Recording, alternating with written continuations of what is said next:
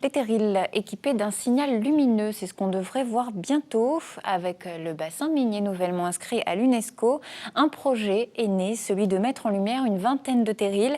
Cela donnerait une chaîne lumineuse jusqu'aux frontières de la Belgique. Des travaux ont d'ailleurs déjà démarré sur le site du 11-19. Anne-Charlotte Duvivier était sur le chantier ce matin.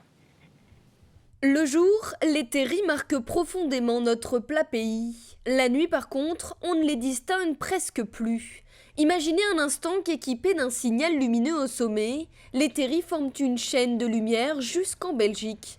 Un projet initié par Daniel Percheron qui vise à mettre en valeur le bassin minier. À Losangoël, sur les terrils du 11-19, là où ont eu lieu les premières expérimentations, les promeneurs accueillent le projet avec enthousiasme. Depuis que les autoroutes sont éteintes, on les voit plus trop bien, donc non, ça peut être bien. Ça permet de rester en contact avec le passé, quoi. Pourquoi pas, de toute façon là c'est protégé par l'UNESCO, donc ce serait bien, ce serait un symbole quoi. Étant de la région parisienne, quand on voit la tour Eiffel s'illuminer, donc je trouve que c'est bien, donc ouais, c'est une bonne idée.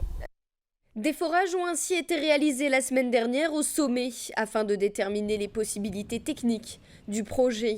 Projet artistique confié à Yann Kersalé, le plus grand éclairagiste de France.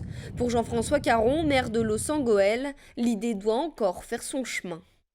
Je ne suis pas fanat en tant qu'écologiste et parce qu'on touche à notre patrimoine, et en même temps j'entends que marquer les terrils d'une manière sobre et intelligente, ça peut être des images qui font le tour du monde, et ça peut être la symbolique finalement du renouveau du territoire. Enfin, c'est quelque chose qui peut marquer.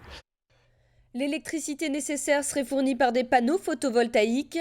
Pas question d'éclairer le terril entier, les concepteurs du projet sont clairs. Il n'y aura pas de pollution lumineuse, juste la volonté de voir les terrils se répondre, même quand le soleil est parti.